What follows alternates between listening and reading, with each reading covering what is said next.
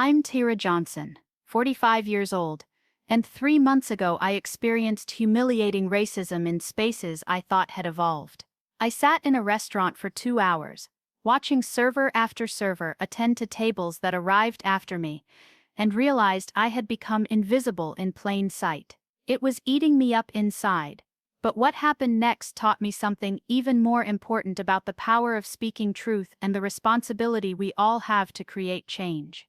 If you've ever felt overlooked, dismissed, or like your voice didn't matter, please let me know where you're watching from, and subscribe to join others who understand this experience. 10 years ago, I moved to Millbrook, a charming suburban town about 40 minutes outside Atlanta.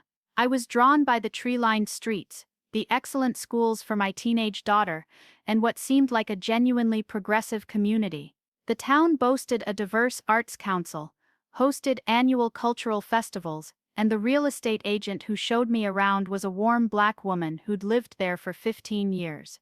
"You'll love it here," she assured me. "It's not like other suburbs. People here really see each other."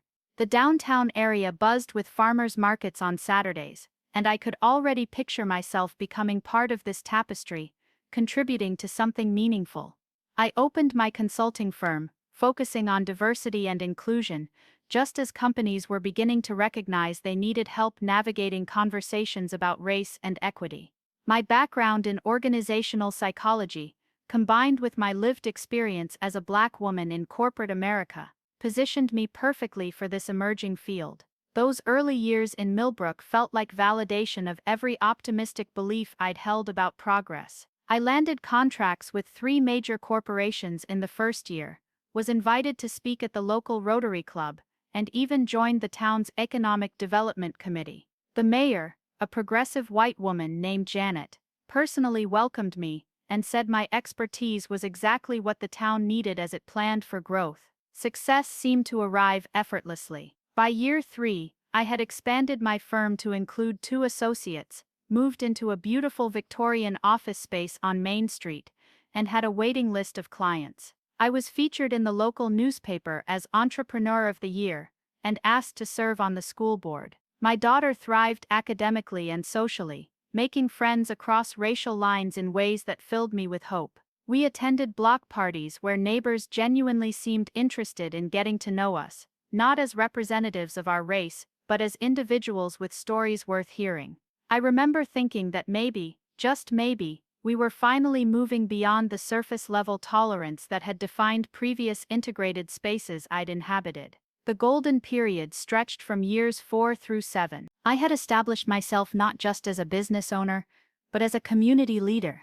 Morning runs through the neighborhood meant warm waves from Mrs. Patterson tending her garden, conversations with Tom about his new greenhouse project, and updates from Sarah about her daughter's college search.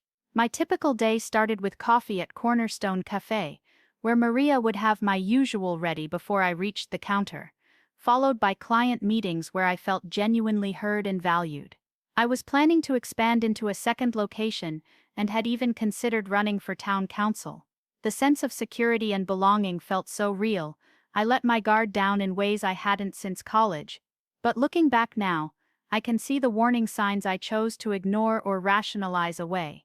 There was the way conversations would subtly shift when I entered rooms at municipal meetings, how my suggestions often needed to be repeated by white colleagues before they gained traction, the almost imperceptible pause when I introduced myself to new business contacts. I found myself working weekends to ensure every proposal was flawless, every presentation beyond reproach, telling myself it was just professionalism. When the local business association somehow forgot to include my firm in their annual directory despite my membership dues being current, I accepted their apology and assumed it was an honest mistake. When I wasn't invited to the informal networking drinks that happened after official meetings, I convinced myself I was probably too busy anyway. 3 months ago, everything crystallized on an ordinary Thursday evening. I had just finished a successful presentation to a potential client, and decided to celebrate with dinner at Meridian, the upscale restaurant that had become the town's pride since opening 2 years earlier. I was meeting my friend Patricia, a white colleague from my graduate program who was visiting from Chicago, and I arrived 15 minutes early, excited to show off this symbol of Millbrook's sophistication. The hostess, a young white woman with perfectly styled blonde hair, greeted me with a professional smile and led me to a table by the window, exactly what I had requested when making the reservation. That evening would teach me the difference between being seated and being served, between being present and being seen. It would force me to confront the gap between the progress I thought I was witnessing and the reality I was actually living. And ultimately, it would transform me from someone who believed patience and professionalism were sufficient tools for creating change into someone who understood that silence in the face of injustice is complicity. I grew up in Birmingham, Alabama, in a household where my grandmother's stories about the civil rights movement were dinner table conversations, not history lessons. She would tell me about the dignity required to walk past lunch counters where you weren't welcome, the strength needed to maintain grace under pressure, and the importance of being twice as good to get half as much. My parents, both educators, built on those lessons by teaching me to navigate white spaces with what they called strategic excellence, being so undeniably competent that prejudice would have to step aside. They prepared me for a world where I would often be the only black face in rooms that mattered, and their wisdom had served me well through undergraduate studies at Emory, graduate school at Northwestern, and 15 years climbing corporate ladders. When I started my own firm, I carried forward every lesson about maintaining professionalism in the face of disrespect, about choosing battles wisely, and about representing my community with pride. I understood that my success would open doors for others, and I took that responsibility seriously. Every client interaction was an opportunity to challenge assumptions about Black intelligence and competence. I dressed impeccably, spoke with measured precision, and anticipated questions before they were asked. My office was designed to project authority and expertise, diplomas prominently displayed, awards carefully arranged, professional headshots that conveyed both warmth and competence. The work itself energized me because I could see the impact. I helped a manufacturing company restructure their hiring practices, and watched as their minority representation doubled within 18 months. I facilitated difficult conversations at a law firm, where partners genuinely seemed to have breakthrough moments about unconscious bias. When a tech startup brought me in to address retention issues among their diverse hires, we developed mentorship programs that became models for other companies. These weren't just consulting contracts, they felt like genuine partnerships in creating the kind of workplace culture I wished I'd had access to earlier in my career. My investment in Millbrook ran deeper than professional success. I contributed to the annual scholarship fund, volunteered at the community garden, and hosted neighborhood book clubs in my living room. When the town faced budget cuts that threatened arts programs in the schools, I organized fundraising efforts that saved 3 teacher positions. During the early days of the pandemic, I coordinated food delivery for elderly residents and helped local businesses pivot to online sales. This wasn't performative community engagement, it was genuine love for a place I believed had embraced me authentically. The Thursday evening at Meridian started exactly as I expected. I ordered a glass of their signature Pinot Noir and settled in to review my notes from the afternoon's presentation while waiting for Patricia.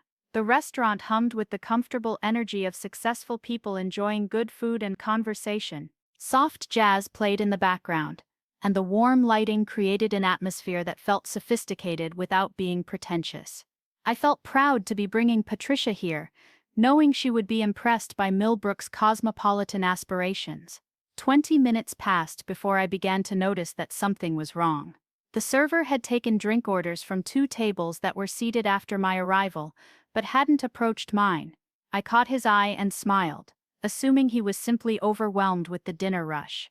Another 15 minutes elapsed. A different server delivered appetizers to a family with young children who had been seated at the table directly adjacent to mine. I checked my phone to confirm I wasn't misremembering the timeline and saw that Patricia was running late due to traffic. By the 45-minute mark, I felt the familiar tightness in my chest that comes when you realize something is happening to you because of your race, but you don't want to believe it. 3 different servers had been within arm's reach of my table, had made eye contact with me, and had continued walking without acknowledging my presence. The manager, a tall man with graying temples who I'd seen greeting customers near the entrance, had passed my table twice during his rounds without stopping. I ordered myself to remain calm, to assume positive intent, to remember that restaurants can be chaotic and oversights happen. When Patricia finally arrived after an hour and 10 minutes, I watched the immediate transformation in how my table became visible to the staff. Within 3 minutes of her sitting down, a server appeared with menus and an apology about the wait. "So sorry about the delay," he said with practiced charm. "It's been absolutely crazy tonight. Can I start you ladies with something to drink?" I looked at the half-empty wine glass that had been sitting in front of me for over an hour, and felt the ground shift beneath my carefully constructed belief that I belonged in this space. Patricia, who had fought alongside me through graduate school seminars where we were often the only women, immediately recognized what had happened. Her face went through a series of expressions: confusion, realization, and then anger that mirrored my own internal progression. "How long have you been waiting?" she asked quietly, and when I told her, I watched her blue eyes flash with the kind of fury that comes from witnessing injustice firsthand. It was in that moment that I realized I had spent over an hour trying to convince myself that what was happening wasn't really happening, engaging in the exhausting mental gymnastics that Black people perform to maintain sanity in spaces that don't truly welcome us. We stayed for dinner because leaving would have felt like admitting defeat, but every bite tasted like swallowed pride. Patricia tried to fill the awkward silences with updates about her work, but we both knew the evening had been poisoned by what we'd witnessed. When the server returned to refill our wine glasses, he was attentive and professional, as if the previous hour of neglect had never occurred. I found myself studying his face for signs of awareness, for some acknowledgement of what had transpired, but saw only practiced hospitality. The next morning, I sat in my office staring at my laptop screen, trying to process what had happened and decide how to respond. Part of me wanted to let it go, to chalk it up to an off night at a busy restaurant and move forward. But Patricia had sent me a text at midnight that simply said, "That can't happen to other people. You have to do something." My fingers hovered over the keyboard as I debated between writing a private email to management or sharing my experience publicly. I spent the weekend researching Meridian's history, reading through their social media posts about community engagement and diversity, looking for clues about the culture they were trying to create.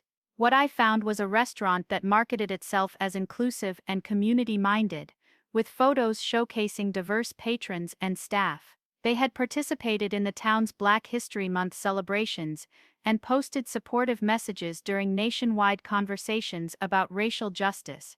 The disconnect between their public brand and my lived experience felt like a slap in the face. 2 weeks later, I was ready to identify the pattern. I returned to Meridian alone on a Tuesday evening, documenting everything with the methodical precision I brought to my consulting work. I arrived at 6:30 p.m. and requested a table for one. The hostess, the same young woman from my previous visit, seated me at a small table near the kitchen door, despite multiple empty tables in more desirable locations. I had dressed professionally, but not formally, wanting to see if the level of service would differ based on my appearance. The pattern became unmistakable.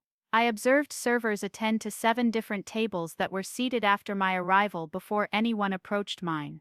A white woman dining alone at a table across the restaurant received immediate attention, was offered the wine list without asking, and had her order taken within 15 minutes of being seated. A group of young Black professionals, who arrived 30 minutes after me, experienced similar delays, eventually leaving after 45 minutes when no one had acknowledged their presence. I documented everything: times, server identification, specific interactions I witnessed. When I finally was served, I maintained pleasant conversation with the waitress, a young woman named Ashley, who seemed genuinely friendly but appeared nervous throughout our interaction. I tipped appropriately and left without incident, but my phone was full of notes and timestamps that painted a clear picture of systematic differential treatment. The following week, I decided to test the hypothesis further by dining at Meridian with different companions. When I arrived with my white neighbor Susan for lunch, We were seated immediately at a prime table and received attentive service throughout the meal. 3 days later, I brought my daughter and her friend, both black teenagers, and we waited 25 minutes to be seated despite having reservations. The hostess claimed there had been a mix-up with our table, but I noticed that a white family without reservations was seated at a table that matched our original booking during our wait. Each experience felt like gathering evidence for a case I wished I didn't have to build. I began to understand that this wasn't about individual prejudice or isolated incidents, but about systemic patterns that were so embedded in the restaurant's operations that they had become invisible to those who weren't targeted by them. The staff wasn't necessarily consciously racist, but they were operating within a culture that had trained them to see certain customers as more valuable, more worthy of attention, more deserving of excellent service. During this investigation period, I also started paying attention to similar dynamics in other Millbrook establishments. At the hardware store, I noticed that black customers were followed more closely by staff while white customers were left to browse freely. The pharmacy consistently had longer wait times for customers of color, often due to additional verification procedures that weren't applied equally. Even at the bank where I'd maintained accounts for 7 years, I observed that tellers were more likely to require additional identification from black customers for transactions that white customers completed with just a signature. The weight of these observations was crushing. I had spent years believing that my success, my education, my community involvement had earned me a place at the table, only to discover that I was still being served crumbs while believing they were full meals. The cognitive dissonance between my perception of Millbrook as a progressive community and the reality of how I was being treated threatened to unravel everything I thought I understood about belonging and acceptance. It was my daughter who finally pushed me to take action. She had started her senior year of high school and was already thinking about college, about the kind of world she wanted to help create.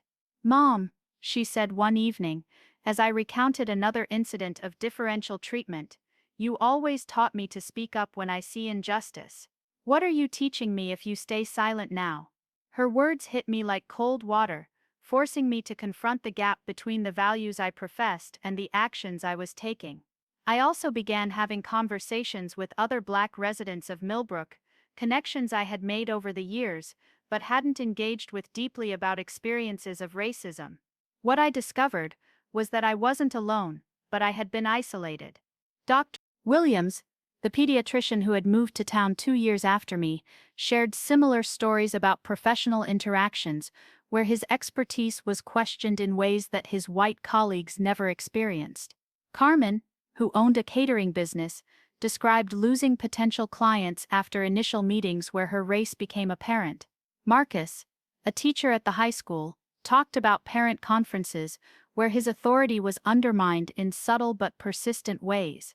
These conversations revealed that we had all been managing discrimination individually, absorbing the emotional labor of racism privately, while maintaining public facades of success and integration. We had been protecting the community's image of itself as progressive by not speaking publicly about our experiences, effectively enabling the very system that marginalized us. The realization that my silence had been complicity was perhaps the most difficult aspect of this awakening.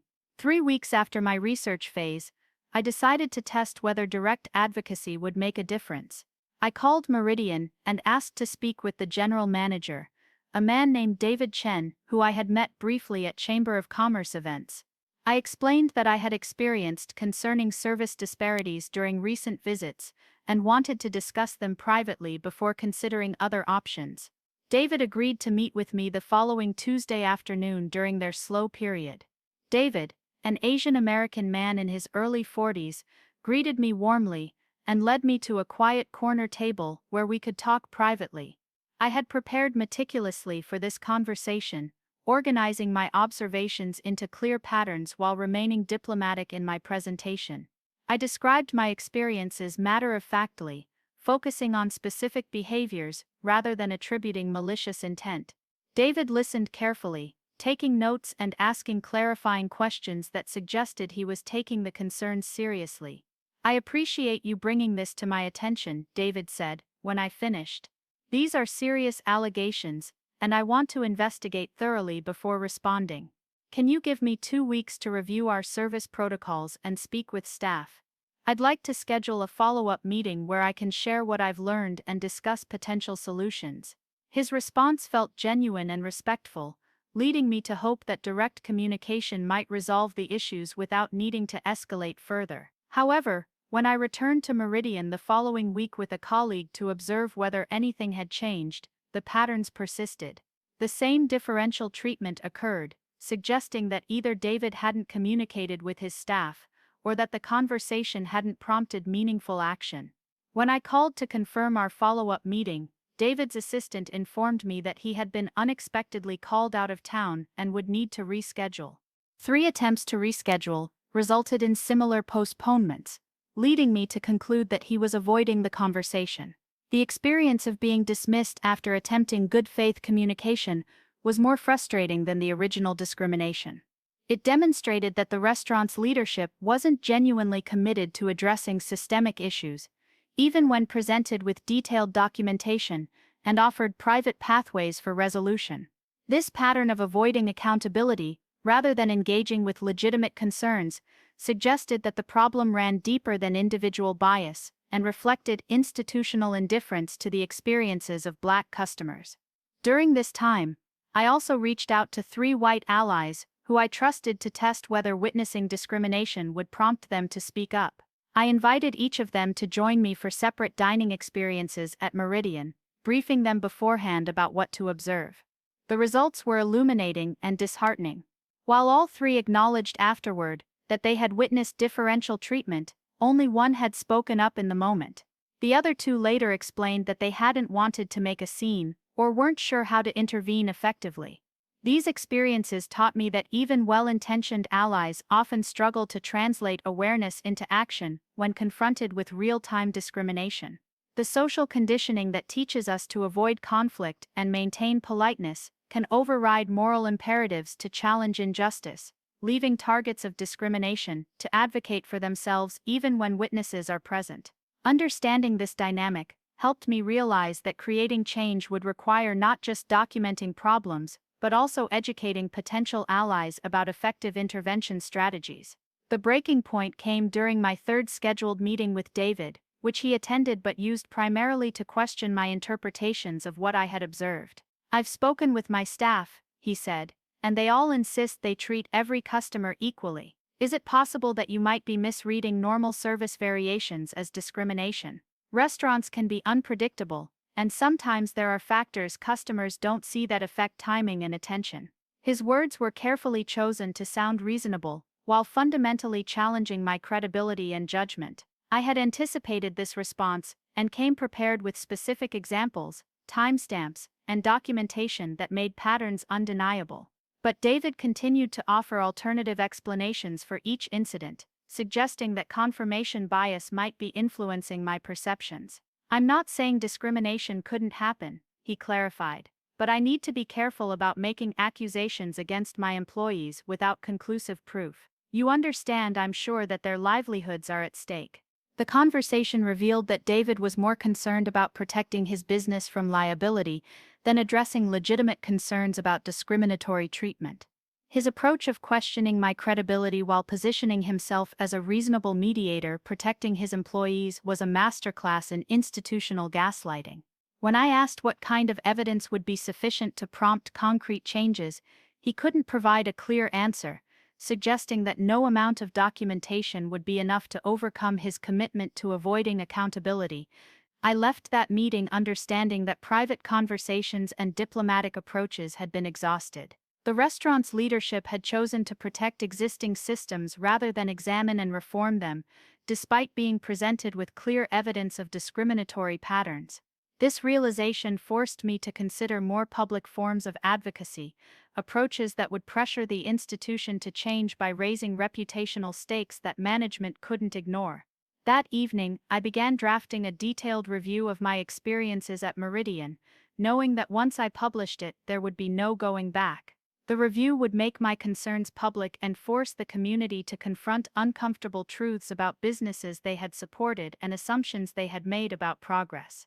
I wrote and rewrote the review dozens of times, balancing emotional honesty with factual precision, personal narrative with systemic analysis, frustration with hope for change.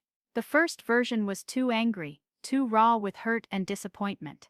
The second was too clinical, too detached from the emotional reality of what discrimination feels like.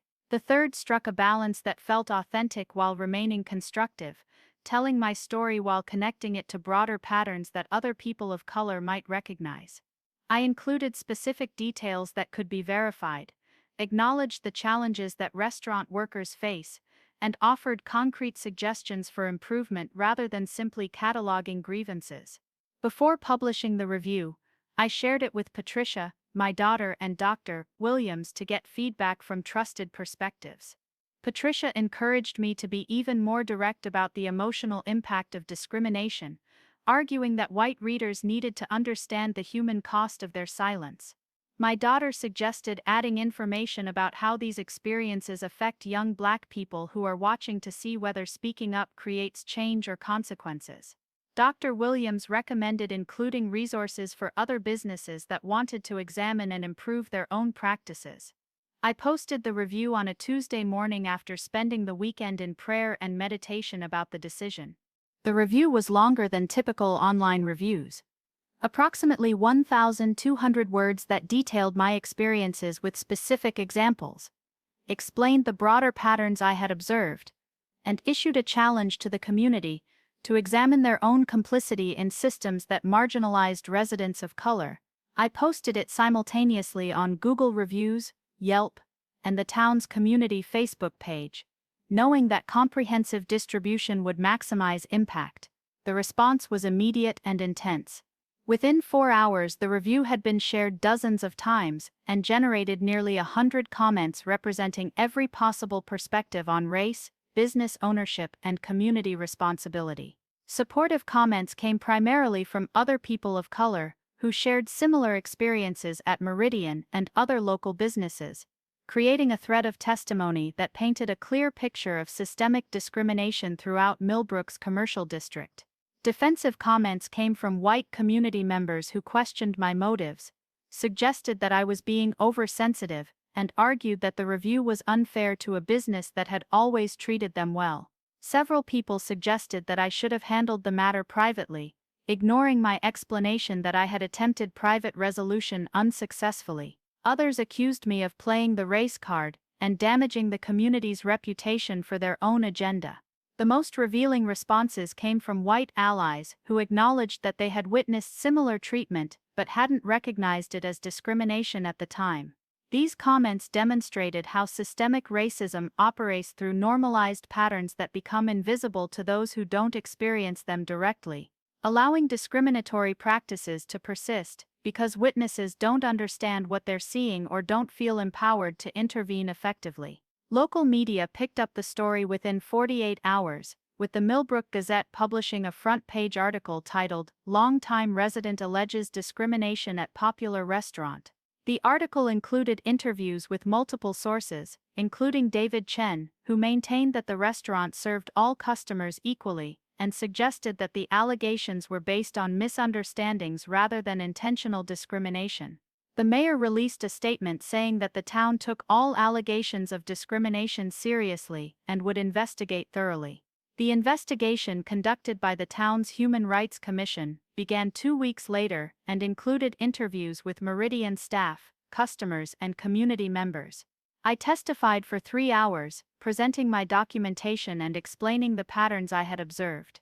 David Chen and his staff maintained their position that differential treatment had never occurred, attributing any service variations to normal restaurant operations and busy periods that affect all customers equally. The Commission's report, released 6 weeks later, concluded that while they could not definitively prove intentional discrimination, the evidence suggested that Meridian's service protocols needed improvement to ensure consistent treatment for all customers. The report recommended mandatory bias training for all staff, implementation of service standards that would minimize subjective decision-making, and establishment of a formal complaint process for customers who experienced differential treatment. David Chen initially resisted implementing the recommendations, arguing that they were expensive and unnecessary for a business that already treated customers fairly. However, continued community pressure and the threat of organized boycotts eventually prompted him to comply with most of the commission's suggestions. The bias training was conducted by my firm, creating an ironic situation where I was hired to address problems I had identified as a customer. The training sessions were enlightening and frustrating in equal measure. Many staff members genuinely seemed surprised to learn that their behavior could be perceived as discriminatory, suggesting that the differential treatment had been unconscious rather than malicious.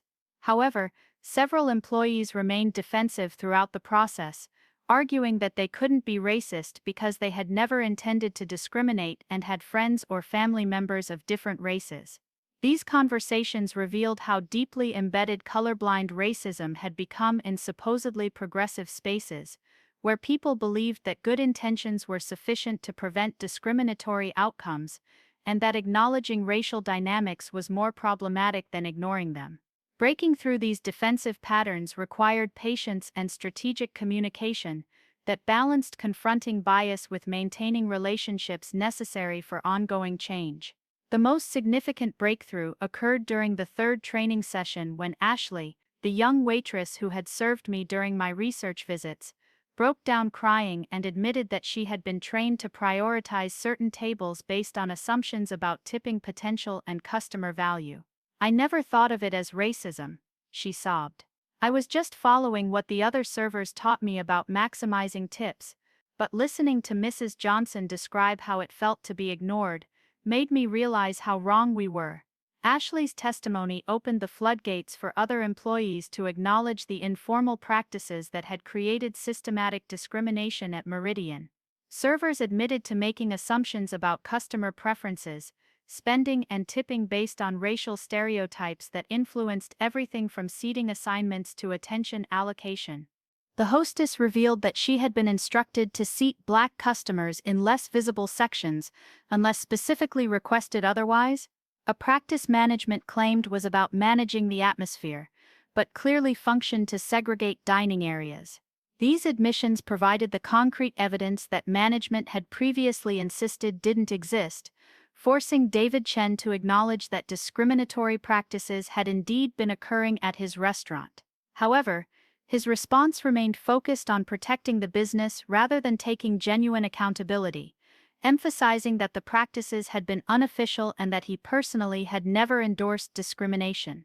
The months following the training were a test of whether institutional change could be sustained without constant external pressure. I returned to Meridian quarterly to assess progress, sometimes alone and sometimes with other Black community members who helped document service improvements. The changes were noticeable but inconsistent, suggesting that cultural transformation was a slow process that required ongoing vigilance and reinforcement. Some staff members embraced the new protocols enthusiastically, going out of their way to provide excellent service to all customers and even thanking me for bringing attention to issues they hadn't previously recognized. Others complied with the minimum requirements while maintaining attitudes that suggested they viewed the changes as unfair impositions rather than necessary corrections to discriminatory practices. The community response to these changes was similarly mixed.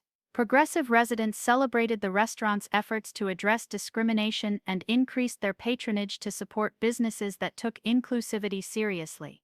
Conservative community members complained that the town was being overly sensitive to political correctness and that businesses were being unfairly targeted by activists looking for problems that didn't really exist. The most meaningful change occurred in the broader conversation about racism in Millbrook. My review had opened space for other residents of color to share their experiences, creating a community dialogue that had been suppressed by the polite fiction that discrimination wasn't a local problem. The town's Human Rights Commission expanded its scope to address systemic issues rather than just individual complaints, and several businesses proactively implemented diversity training without being forced to do so by external pressure. 6 months after the viral review, I was invited to speak at the town council meeting about my experiences and the changes that had resulted from community conversations about discrimination. Standing at the podium in the council chamber where I had once felt so welcomed as a committee member, I reflected on how much had changed in my understanding of belonging and advocacy. I didn't want to believe that racism was a problem in our community, I told the packed audience. I had invested 7 years in building a life here, contributing to this town, and developing relationships that I thought transcended racial differences. Acknowledging discrimination meant acknowledging that some of those relationships and achievements were built on foundations that weren't as solid as I had believed. The speech continued for 15 minutes, during which I detailed the emotional cost of realizing that acceptance had been conditional, and that true belonging required constant vigilance and advocacy. I spoke about the exhaustion of being the person who had to point out problems that others could choose to ignore, the isolation of standing up for principles when it would have been easier to remain silent, and the responsibility that comes with privilege and platform. But I also spoke about hope, about the community members who had stood up once they understood what was happening, about the young people who were paying attention to how adults responded to injustice, and about the possibility of creating change through persistent truth-telling and collective action. This wasn't about punishing one restaurant, I explained. It was about holding our entire community accountable to the values we claim to embrace. The standing ovation that followed was gratifying but also bittersweet, because I knew that applauding my courage was easier than sustaining the difficult work of examining and changing systems that had advantaged some community members at the expense of others. Real progress would be measured not by momentary expressions of support, but by long-term changes in how businesses operated, how institutions functioned, and how residents of color were treated in everyday interactions. A year later, Meridian has maintained most of the improvements that resulted from the community pressure, though I continue to monitor the situation through periodic visits and conversations with other Black customers. David Chen eventually thanked me privately for bringing the issues to his attention, acknowledging that he had learned things about restaurant operations and customer service that had made him a better manager. However, his gratitude was tempered by ongoing resentment about the public nature of my advocacy and the reputation damage his business had suffered. The viral review also led to unexpected opportunities for my consulting practice, as businesses throughout the region reached out for help examining their own practices and preventing similar incidents. I developed a specialized program for hospitality and retail businesses that focused on identifying and eliminating discriminatory service patterns, and demand for these services exceeded my capacity to provide them. More importantly, the experience connected me with a network of advocates throughout the state who were doing similar work in their own communities. These relationships provided emotional support during difficult moments and strategic guidance for navigating resistance to change. I learned that my experience in Millbrook was part of a broader pattern of discrimination in supposedly progressive communities, and that isolation had been one of the tools that maintained these systems. The ripple effects extended to my daughter's experience as well. She had watched the entire process unfold during her senior year of high school, observing how I navigated the decision to speak up, the community response, and the long-term work of creating change. These lessons informed her own approach to advocacy when she encountered discrimination during her first semester of college, where she organized student protests against biased policing on campus, rather than suffering in silence. 3 other Black-owned businesses in Millbrook reported improved treatment from customers and suppliers after the community conversations about supporting businesses owned by people of color.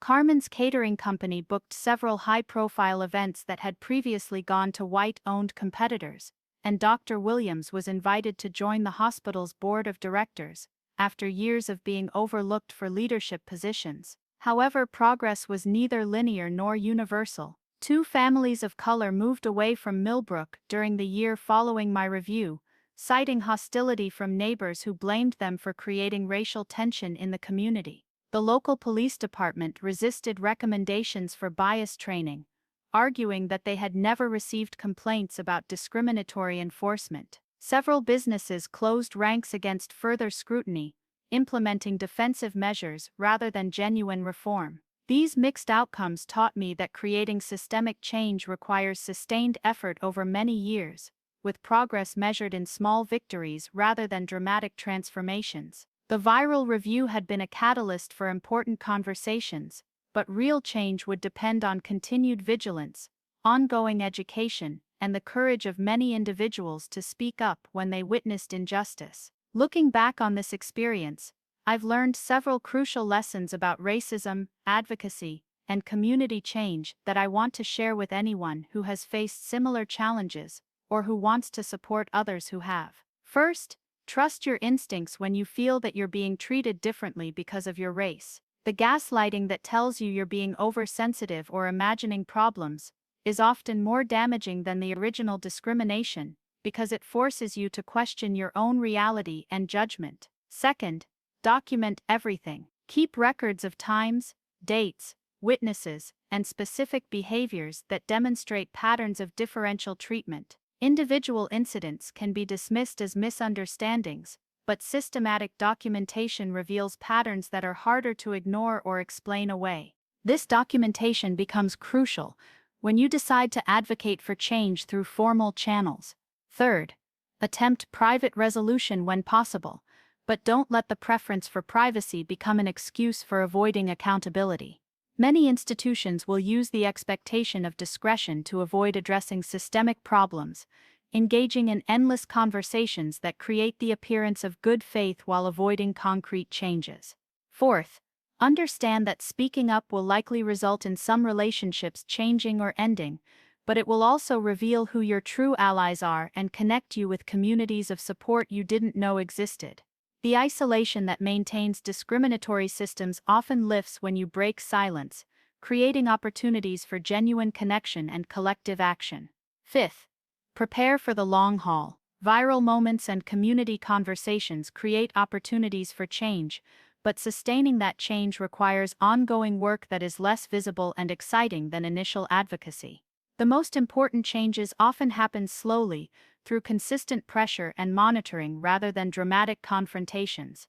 For other people of color who are reading this and recognizing similar patterns in your own lives, I want you to know that your experiences are valid and your voice matters. The racism you're experiencing is real, even when others can't or won't see it.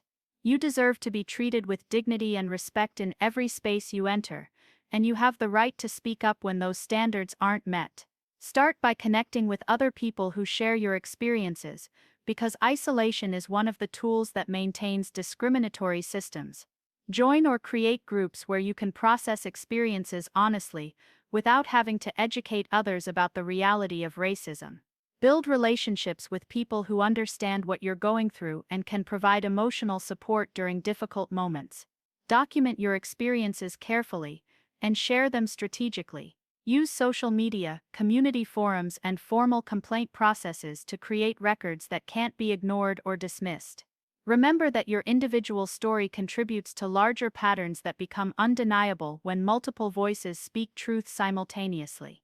For white allies who want to support racial justice, understand that good intentions aren't sufficient to create change. You need to develop skills for recognizing discrimination when it happens, intervening effectively in real time, and using your privilege to amplify voices that are being marginalized or ignored.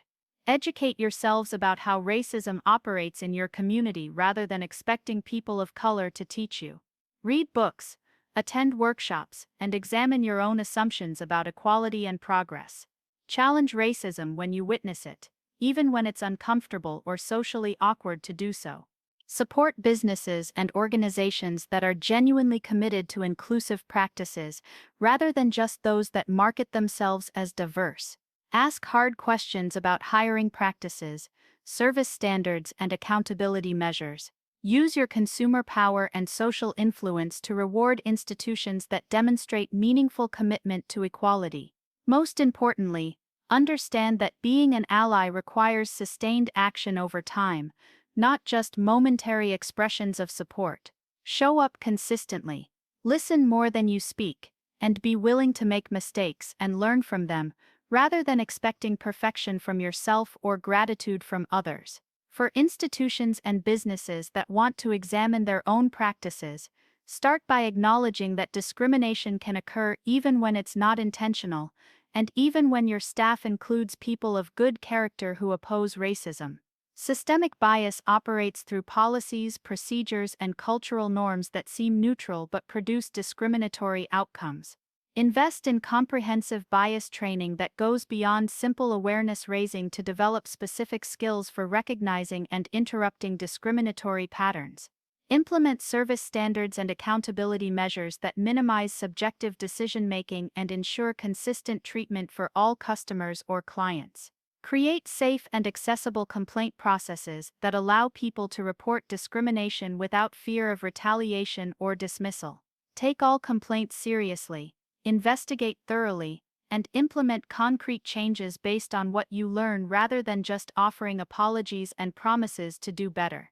The restaurant review that went viral was just one moment in a longer journey toward creating genuine equality and inclusion in communities that often prefer the comfort of believing discrimination is a problem that exists elsewhere. Real change requires all of us to examine our own roles in maintaining systems that advantage some people at the expense of others, and to commit to the sustained work of creating something better. If you're facing discrimination in your own community, remember that speaking up is an act of courage that creates possibilities for others who come after you. If you're in a position to support others who are speaking up, understand that your response will be remembered by those who are watching to see whether justice is possible in your community. The work of creating equality is not easy, but it's necessary, and it's possible when enough people commit to truth-telling, sustained action, and genuine accountability. My experience taught me that change happens when we refuse to accept discriminatory treatment as normal, when we document and share our experiences strategically, and when we build coalitions that make the cost of maintaining bias higher than the cost of creating change. Thank you for listening to my story, for considering how it might apply to your own community, and for whatever actions you take to create a world where everyone can belong authentically. Subscribe if this resonated with you, share your own experiences in the comments, and let's continue building the communities we deserve rather than accepting the ones that merely tolerate us.